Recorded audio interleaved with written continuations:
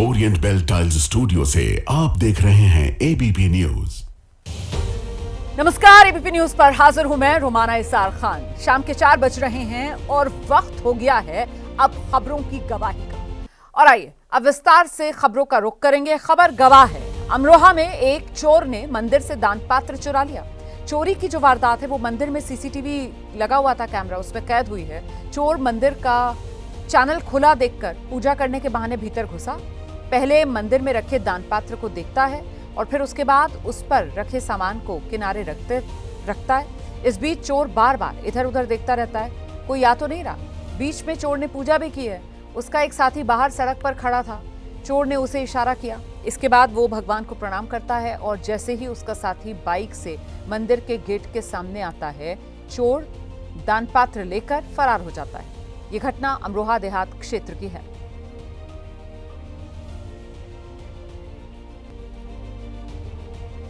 भिवंडी में दरगाह रोड इलाके में एक आवारा कुत्ते ने एक ही दिन में 11 लोगों को काट लिया। इनमें से एक घटना सीसीटीवी में कैद हुई। वीडियो में आप देखेंगे एक व्यक्ति मोबाइल पर बात कर रहा है, उसे अंदाजा भी नहीं और अगले ही पल उसके साथ जो होता है उससे ये शख्स भौचक्का रह जाता है। पीछे से एक कुत्ता आता है। कुत्ते को देखते ही खुद से दूर हटने का वो इशारा करता है, लेकिन कुत्ता आक्रामक तरीके से इस शख्स पर हमला कर देता है। शोरगुल होने पर कुत्ता फौरन वहां से भाग गया।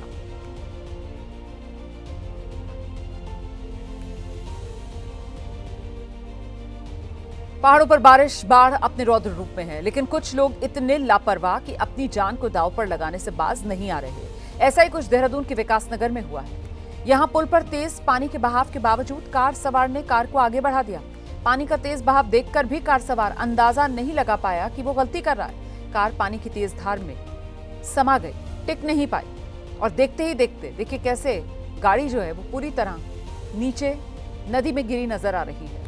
हालांकि गनीमत रही कि कार ऐसी जगह गिरी जहां पानी कम था और वहीं पर जाकर कार फंस गई। स्थानीय लोगों ने बड़ी मशक्कत के बाद कार सवार को बाहर निकाला। बाल बाल बची कार सवार की जान।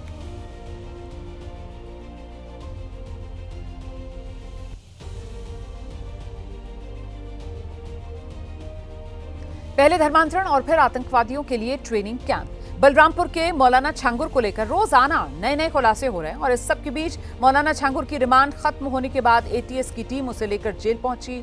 इस दौरान छांगुर ने खुद को निर्दोष बताया है। मौलाना छांगुर के खिलाफ दर्ज एफआईआर में अब खुलासा ये हुआ है कि बलरामपुर में छांगुर आतंकी कैंप चला रहा था। साथ ही सूत्रों की माने तो मौलाना छांगुर को बलरामपुर के अधिकारी भी मदद करते थे। वो अधिकारी जो 2019 से लेकर 2024 तक बलरामपुर में पोस्टेड थे, यहां तैनात थे।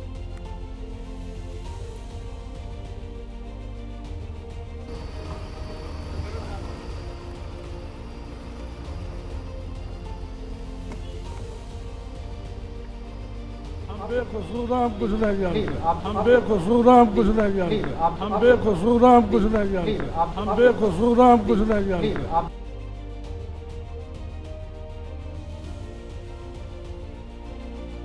खबर गवाह है। मध्य प्रदेश के डिंडोरी जिले में बाढ़ से उफनते पुल को पार करते वक्त एक युवक बाइक समेत नाले में बह गया। लोग समझा रहे थे लेकिन युवक मान ही नहीं रहा था। वीडियो देख सकते हैं हम। युवक पुल को पार कर रहा है और तभी बाइक समेत नाले में वो बह गया है। देखना तो युवक चाहिए काफी दूर तक बहते हुए चला जाता है। हालांकि वो तैरकर किनारे पर आया, लेकिन इस दौरान लोगों के सामने थमी रही। इस घटना में बाइक ये जो उफनता नाला है इस पे बह गई। ये घटना कोतवाली थाना क्षेत्र के देवरा गांव की बताई जा रही है। देखना तो चाहिए रे लड़के।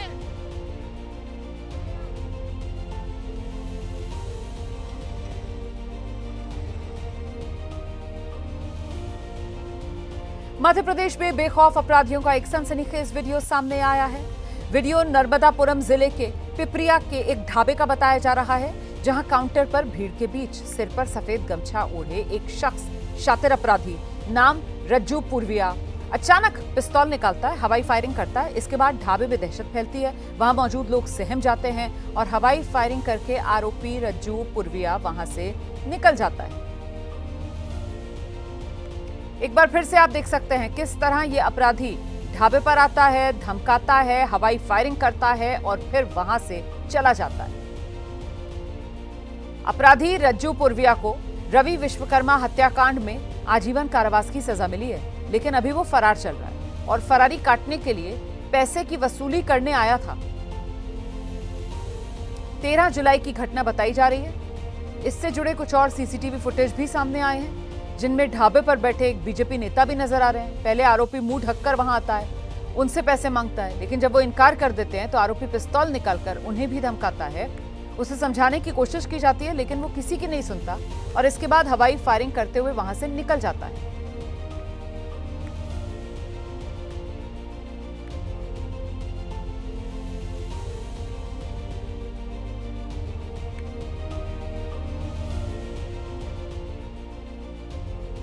झारखंड के धनबाद से एक चौंकाने वाली खबर सामने आई। स्टॉक जांच में जब शराब की बोतलें खाली मिली तो अधिकारियों ने बहाना बना दिया, ऐसा बहाना जो सुनकर हर कोई हैरान है।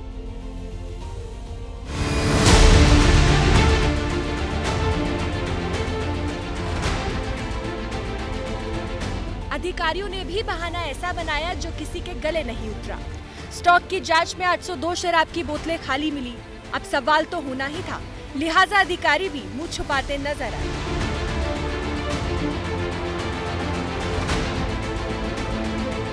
शराब कारोबारियों ने अधिकारियों से वजह पूछी तो उन्होंने चूहे के ऊपर ठिकरा फोड़ दिया। उनका कहना था कि चूहे ने शराब की बोतल पी ली और बोतल के ढक्कन को कुतर दिया। प्रशासन इसे बड़े घोटाले का संकेत मान रहा है।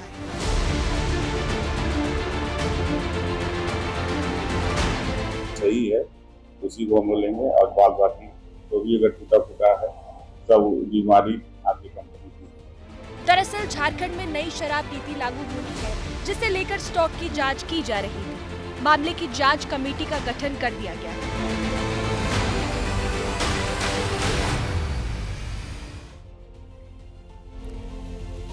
मुंबई से सटे विरार के तुलिंज पुलिस स्टेशन में 2 गुटों के बीच जबरदस्त मारपीट हुई। दोनों पक्ष किसी विवादित मामले में थाने पहुंचे थे। विवाद सुलझाने की बजाय दोनों गुटों के बीच तीखी बहस शुरू हो गई और जो कुछ ही पलों में हाथापाई में तब्दील हो गई। वीडियो देख रहे हैं आप। थाने के भीतर महिलाएं पुरुष एक दूसरे पर हमला कर रहे हैं। मामला बढ़ता देख थाने में मौजूद पुलिसकर्मियों ने दखल दिया। पुलिस के समझाने के बाद भी दोनों पक्षों के बीच मारपीट जारी रही। हालांकि वरिष्ठ अधिकारियों के हस्तक्षेप के बाद दोनों पक्ष शांत हुए।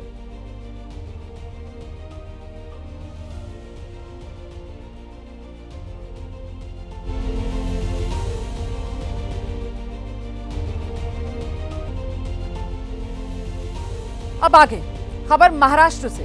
महाराष्ट्र विधानसभा की कार्रवाई के दौरान मुख्यमंत्री देवेंद्र फडणवीस ने मजाकिया अंदाज में उद्धव ठाकरे को साथ आने का ऑफर दिया है। ये बड़ी खबर है इस वक्त की।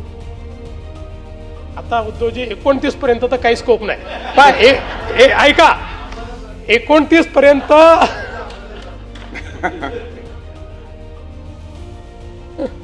आम्हाला तिकडे याचा स्कोप उरला नाही। 29 तुम्हाला इकडे याचा स्कोप विचार करता येईल, म्हणजे त्याचा विचार आपण वेगळ्या पद्धतीने करू, पण आम्हाला तिकडे जायचा स्कोप हा काही या ठिकाणी उरलेला नाही। तो ये बड़ी खबर है। महाराष्ट्र विधानसभा की कार्रवाई के दौरान मुख्यमंत्री महाराष्ट्र के देवेंद्र फडणवीस उन्होंने मजाकिया अंदाज में उद्धव ठाकरे को साथ आने का ऑफर दिया है। देवेंद्र फडणवीस ने हंसी मजाक में उद्धव ठाकरे से कहा, उद्धव जी को 2029 तक कुछ नहीं करना, हमारा विरोधी पक्ष में आने की कोई गुंजाइश तो बची नहीं, लेकिन आपके सत्तारूढ़ दल जो है उसके पास यहां आने की गुंजाइश है। चलिए अलग बात करते हैं, सुनिए जरा। आता उद्धवजी 29 पर्यंत तर काही स्कोप नाही काय ऐका 29 पर्यंत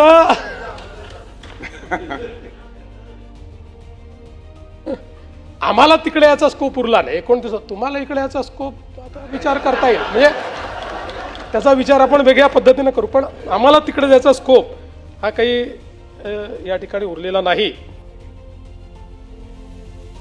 सीधे आपको लेकर चलेंगे। हमारे साथ हमारे सहयोगी गणेश ठाकुर इस वक्त मौजूद हैं। गणेश, ये बताइए जरा कि ये जो बयान मुख्यमंत्री देवेंद्र फडणवीस की तरफ से सदन में खड़े होकर दिया गया, एक तरीके से जो बात उन्होंने कही है, ये सिर्फ मजाक में बात कह दी है या फिर ये दिल की बात है जो मजाकिया लहजे में, मजाकिया अंदाज में जबान पर आ गई है? गणेश।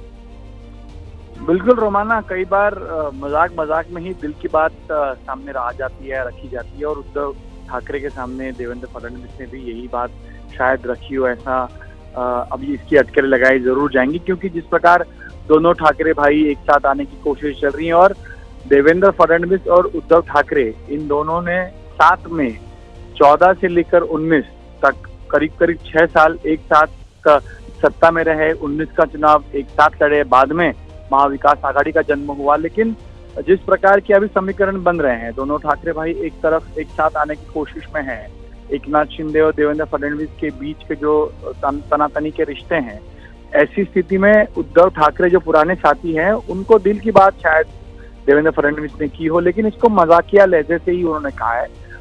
इसको जैसे हमने बातें कहीं पूछी यहाँ के नेताओं से, तो इसको कुछ ज्यादा सीरियस लेने की जरूरत नहीं, ऐसा कह रहे हैं। लेकिन खबरें तो हैं, चर्चा तो बहुत हो रही है कि क्या उद्धव ठाकरे वापस आएंगे, क्या एकनाथ शिंदे को बाहर किया जाएगा, क्या भाजपा दोनों ठाकरे भाइयों को एक साथ लेकर कांग्रेस के खिलाफ एक बड़ी चुनौती या कांग्रेस के सामने खड़ी रहेगी। तो ये तमाम चीजें, और महाराष्ट्र की राजनीति इतनी अनप्रेडिक्टेबल रही है रोमाना, पिछले 6 सालों में हमने देखा है कि कौन किसके साथ कब जाए, कब हो, एक साथ कब आए और कौन किससे कब दूर हो जाए, ये पता नहीं चलता। किसी ने महाविकास आघाड़ी का सोचा नहीं था, वो हो पाया। तो अब जो पुराने साथी जो 25-30 साल एक साथ रहे हैं, और अगर ऐसी स्थिति बनती है तो क्या उद्धव ठाकरे बीजेपी के साथ आएंगे? क्योंकि उद्धव ठाकरे का आज दुश्मन नंबर 1 कोई होगा तो वो है एकनाथ शिंदे। ऐसी स्थिति में एकनाथ शिंदे को अगर दूर किया जाता है या ऐसी कुछ चीजें होती है, ऐसी अटकलें लगाई जा रही हैं, तो ऐसी स्थिति में पुराने साथी एक साथ आ सकते हैं। ये तमाम चीजें इफ एंड बट की है। लेकिन बिल्कुल आप सही कह रहे हैं गणेश, राजनीति में कुछ भी हो सकता है, राजनीति में कुछ भी नामुमकिन नहीं है। और ऐसे में अब भले ही मजाकिया लहजे में सही, लेकिन बात निकली है तो फिर बात जब निकलती है तो वहीं तो खत्म होती नहीं है। बात निकली है तो दूर तलक जरूर जाएगी, और महाराष्ट्र की सियासत में क्या गुल खिलाएगी, इसी को लेकर अब अटकलें तेज हैं। फिलहाल बहुत शुक्रिया आपका गणेश ठाकुर इस तमाम जानकारी के लिए। मानसून की मार से देश के कई हिस्सों में हाहाकार है, चाहे पहाड़ हो या मैदान, सब परेशान। एक और मूसलाधार बारिश से मैदानी इलाकों के डूबने की तस्वीरें सामने आ रही हैं, और दूसरी ओर पहाड़ों के टूटने की तस्वीरें सामने आ रही हैं। हिमाचल प्रदेश में बारिश भूस्खलन ने लोगों की परेशानी और बढ़ा दी। अलग अलग जगह पर पहाड़ से मलबा सड़क पर आकर गिर रहा है। ये तस्वीरें हिमाचल के सिरमौर की हैं। यहाँ उत्तरी गांव के पास भूस्खलन हुआ है। नेशनल हाईवे 707 आवाजाही के लिए बंद। यहाँ बड़ी संख्या में पत्थर, कंकड़, मलबा पहाड़ से नीचे नेशनल हाईवे पर आकर गिरा, जिसके बाद नेशनल हाईवे पूरी तरह बंद है। हाईवे के दोनों तरफ लंबा लंबा जाम लगा हुआ है। राज्य आपदा प्रबंधन प्राधिकरण के मुताबिक हिमाचल प्रदेश में मानसून के मौसम में भारी बारिश से जानमाल का नुकसान काफी हुआ। 20 जून से लेकर 15 जुलाई तक 106 लोगों की मौत हुई है। ये 20 जून से 15 जुलाई तक के आंकड़े हैं जो सामने आए हैं। इसमें ये पता चला कि 106 लोगों की मौत हो गई है। 1000 करोड़ रुपए के नुकसान का आकलन सामने आया है। लैंडस्लाइड से 199 सड़कें बंद हैं अभी भी हिमाचल प्रदेश में, ये भी तस्वीर उभर कर आई है। तो आसमानी आफत और इससे कैसे हिमाचल में हाहाकार है, उसी को बयां करते ये आंकड़े जो आपने देखे। कई लोग लापता भी बताए जा रहे हैं।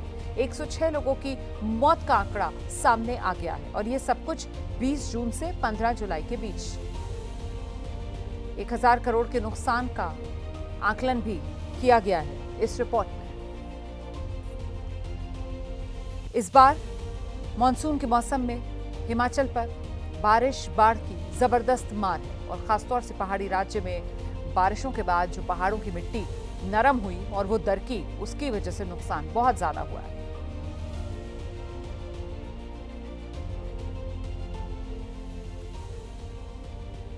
आसमानी मार ऐसी है कि पहाड़ टूट रहे हैं, वहीं मूसलाधार बारिश से मैदानी इलाके डूबे हुए हैं। तस्वीरें मैं आपको दिखाती हूं मध्य प्रदेश के कटनी की। यहां भारी बारिश हुई है, और भारी बारिश की वजह से मध्य प्रदेश के कटनी में हाल बेहाल है। शहर में पूरी तरीके से बाढ़ की सी तस्वीर बनी है। यहाँ के समदड़िया माधव नगर में ऐसा लग रहा है जैसे सड़क है ही नहीं, नदी बह रही है। और सिर्फ 3 घंटे की बारिश हुई है। 3 घंटे की बारिश में ये हाल हो गया है कटनी का। कई घरों में, दुकानों में बारिश का पानी घुस गया है, और सड़कों पर अब नाव चल रही है। देख रहे हैं आप कैसे लोग नाव लेकर अपने घर से बाहर निकले। देख सकते हैं आप, नाव चलना शुरू।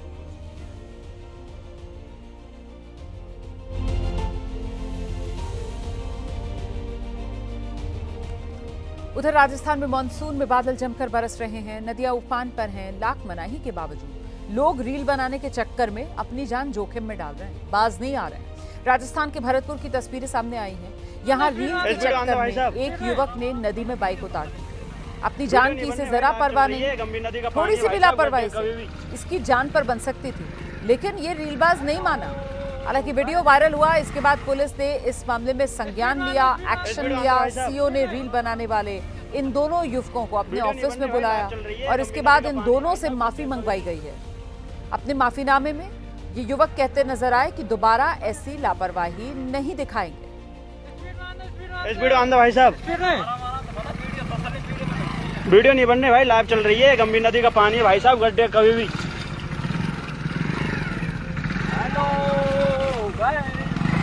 गेड़ा गांव में हमने नदी के बहाव में एक मोटरसाइकिल से वीडियो बनाई थी, बहुत बहाव में खतरनाक वीडियो।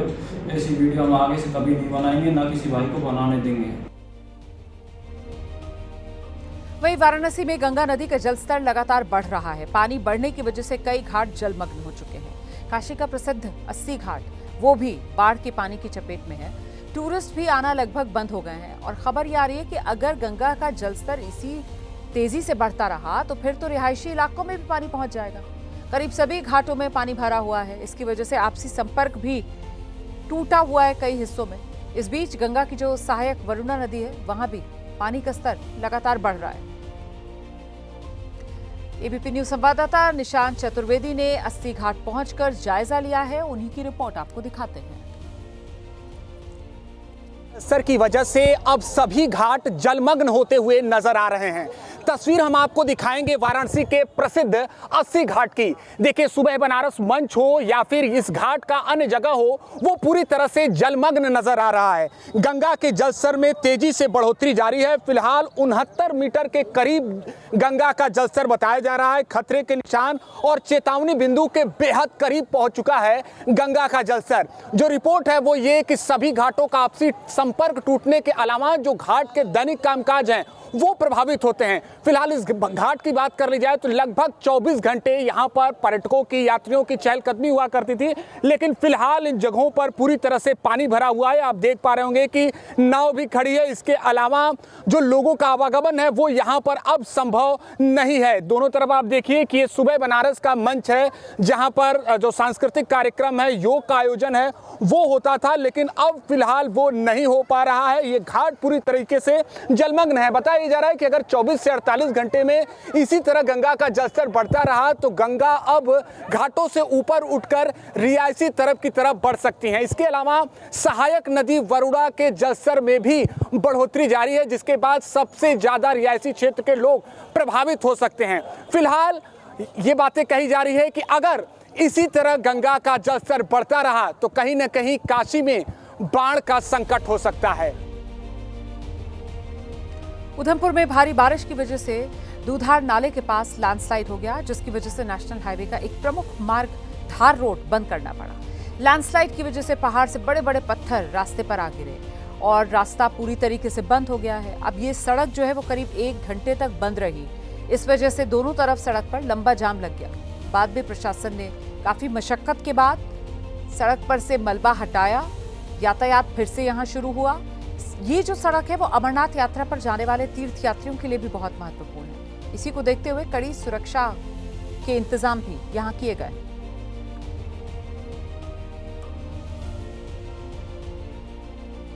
मानसून के मौसम में पहाड़ों पर जमकर बारिश हो रही है। जम्मू कश्मीर में भी बादल जमकर बरस रहे हैं। इसी कड़ी में डोडा में हुई मूसलाधार बारिश के बाद चिनाब नदी उफान पर बह रही है और वहीं नदी के ऊपर धुंध की एक मोटी चादर छा गई है। ये तस्वीरें आप देख सकते हैं। धुंध इस कदर छाई हुई नजर आ रही है कि नीचे जो नदी रौद्र रूप में बह रही है वो इसी धुंध की मोटी चादर की आड़ में छिप गई है। पानी नजर नहीं आ रहा है, सिर्फ ऐसा लग रहा है जैसे एक धुंध की परत हो।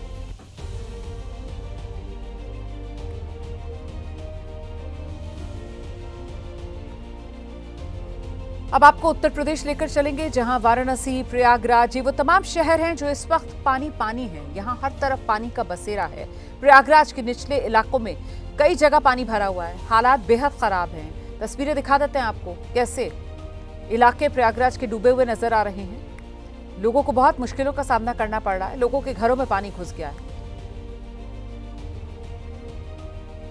कि देखिए ये पूरा जो एरिया है वो पानी की चपेट पे आ चुका है और धीरे धीरे पानी जो है वो अब घरों में भी लोगों के पहुंचने लगा है। तो आप देखिए ये रोड है और रोड पर भी अब देखिए धीरे धीरे जो पानी है वो लगातार बढ़ता हुआ नजर आ रहा है। क्योंकि अगर हम प्रयागराज की बात करें तो प्रयागराज में जिस तरह से गंगा और यमुना का जल स्तर बढ़ रहा है, कई निचले इलाके जो हैं वो अब डूबते हुए नजर आ रहे हैं। वहीं पर अगर हम बात करें छोटा बगाड़ा की बात करें, हम सलोरी की बात करें, रसूलाबाद घाट की बात करें, तो आप देख सकते हैं कि किस तरह से वो आप सामने देखेंगे तो देखिए आपको पूरा एरिया जो है वो छोटा बगाड़ा बसा हुआ दिख रहा है। अब धीरे धीरे पानी वहाँ पर भी प्रवेश करने लगा है और देखिए शाम को लोग यहाँ पर जब इवनिंग वॉक के लिए आते हैं तो लोग यहाँ पर बैठते हैं, लेकिन अब धीरे धीरे ये भी पूरी तरीके से पानी के आगोश में समा चुका है। तो यानी कुल मिलाकर अगर हम बात करें तो पानी जिस तरह से लगातार बढ़ रहा है, जो डेंजर लेवल है 84.73 का, वो भी 3-4 दिनों में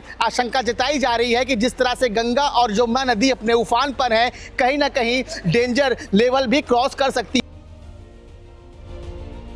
और उत्तर प्रदेश के गाजीपुर में गंगा नदी अपने पूरे उफान पर है। कल गंगा नदी चेतावनी के निशान को पार कर गई। अभी भी ये 2 सेंटीमीटर प्रति घंटे की रफ्तार से बढ़ रही है। मतलब जलस्तर बढ़ रहा है नदी का। माना यह जा रहा है कि अगर पानी बढ़ने की रफ्तार ऐसी ही रहती है तो फिर गंगा जो है वो 63.105 मीटर का जो खतरे का निशान है उसे पार कर लेगी। और गंगा की बाढ़ का पानी जो है वो तटवर्ती गांव तक भी पहुंचना शुरू हो गया है। इससे ग्रामीणों की धड़कनें बढ़ी हुई हैं। खेत, कई सड़कें, हर तरफ पानी पानी, सब कुछ डूबा हुआ नजर आ रहा है। लोग अपनी जान की परवाह नहीं कर रहे हैं। ये देखिए आप कैसे एक बाइक सवार ने इसी पानी में बाइक उतार दी।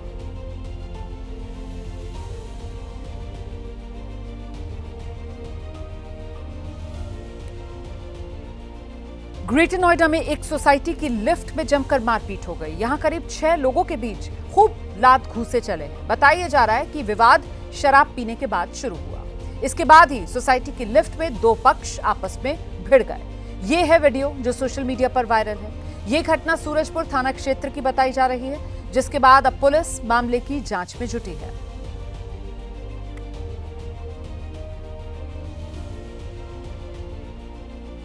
तो उत्तर प्रदेश की ग्रेटर नोएडा की ये तस्वीरें हैं। एक सोसाइटी की लिफ्ट में ही मारपीट शुरू हो गई। दोनों पक्ष शराब के नशे में, विवाद भी शराब को लेकर, और ऐसे में यहां पर जमकर लात घूंसे चले।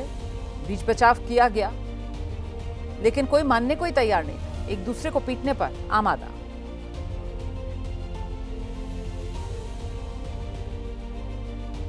महाराष्ट्र के सतारा जिले में एक अजीबोगरीब मामला सामने आया। यहां बीती 10 जुलाई को नई कार लेने के बाद एक शख्स ने बीच सड़क पर ही रील बनाना शुरू कर दिया और उसके रील बनाने के चक्कर में हाईवे पर लंबा जाम लग गया। पुलिस ने कार्रवाई करते हुए उस शख्स की कार और जिस ड्रोन से रील शूट किया गया वो ड्रोन भी जब्त किया है। 5 लोगों पर एक्शन लिया गया है जो इस रील को बनाने में शामिल थे। ये पूरा मामला पुणे कोल्हापुर हाईवे का बताया जा रहा है। वीडियो सोशल मीडिया पर वायरल हुआ। पुलिस ने इसका संज्ञान लिया और संज्ञान लेने के बाद पुलिस का ये एक्शन।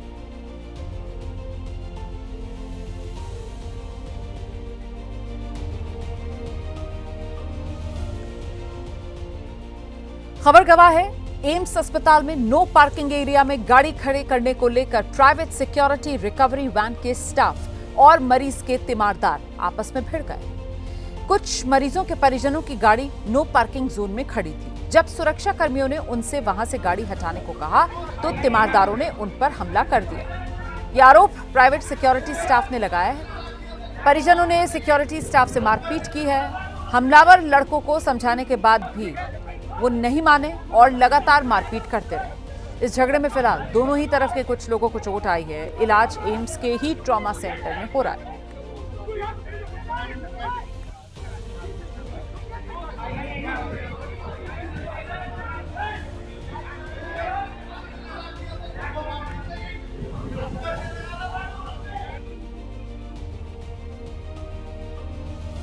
इस वक्त की बड़ी खबर, ब्रेकिंग न्यूज जानिए आप। असम के मुख्यमंत्री हेमंत बिस्व शर्मा को लेकर राहुल गांधी ने बड़ा हमला बोल दिया है। हेमंत बिस्व शर्मा जेल जाएंगे, ये राहुल गांधी की तरफ से कहा जा रहा है। हेमंत बिस्व शर्मा भ्रष्टाचार में जेल जाएंगे, चुनाव के बाद हेमंता जेल में दिखेंगे। राहुल गांधी का हेमंत बिस्व शर्मा पर ये बड़ा प्रहार। राहुल गांधी ने ये बयान असम के चायगांव में कांग्रेस कार्यकर्ताओं को संबोधित करते हुए दिया है। उन्होंने बीजेपी और आरएसएस पर भी जमकर प्रहार किया है और असम के मुख्यमंत्री हेमंत बिस्व शर्मा पर सीधा अटैक राहुल गांधी ने किया।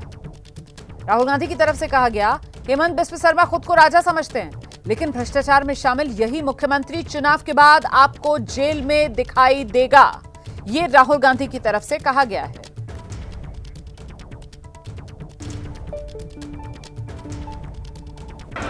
यहां पे आपके चीफ मिनिस्टर अपने आप को चीफ मिनिस्टर नहीं समझते हैं, असम के राजा समझते हैं। और असम का राजा 24 घंटे कभी अदानी को, कभी अंबानी को आपका धन, आपकी जमीन देने में लगे हुए हैं, है ना। मगर अगर आप उनकी आवाज अच्छी तरह सुनोगे, टीवी में अगर आप उनको अच्छी तरह देखोगे, तो आपको पता लगेगा कि आवाज के पीछे डर है। बड़ी बड़ी बातें करते हैं, चिल्लाते हैं, मगर आप आज जाकर टेलीविजन पे उनका चेहरा देखना, उनकी आवाज सुनना, और आपको दिखेगा कि उनकी आवाज में, उनके दिल की गहराई में डर है, क्योंकि वो जानते हैं कि एक ना एक दिन कांग्रेस के जो बब्बर शेर हैं, उन्हें पकड़ के जेल के अंदर डाल देंगे। तो ये राहुल गांधी का सीधा अटैक हेमंत बिस्व शर्मा पर। और राहुल गांधी ने ये जो अटैक किया है असम के मुख्यमंत्री पर, इस पर हेमंत बिस्व शर्मा ने पलटवार कर दिया है। वो कह रहे हैं देश में राहुल गांधी पर कई मुकदमे हैं, जमानत पर राहुल गांधी बाहर हैं। तो देखिए किस तरीके से ये वार पलटवार। राहुल गांधी पहले हेमंत बिस्व शर्मा पर हमला करते हैं, कहते हैं कि वो मुख्यमंत्री की तरह नहीं, राजा की तरह उनका व्यवहार है, भ्रष्टाचार में वो लिप्त हैं और चुनाव के बाद वो जेल में होंगे। इस पर पलटवार हेमंत बिस्व शर्मा की तरफ से राहुल गांधी पर किया गया है, ये कहते हुए कि देश में राहुल गांधी पर मुकदमे कई दर्ज हैं और खुद राहुल गांधी तो जमानत पर बाहर है।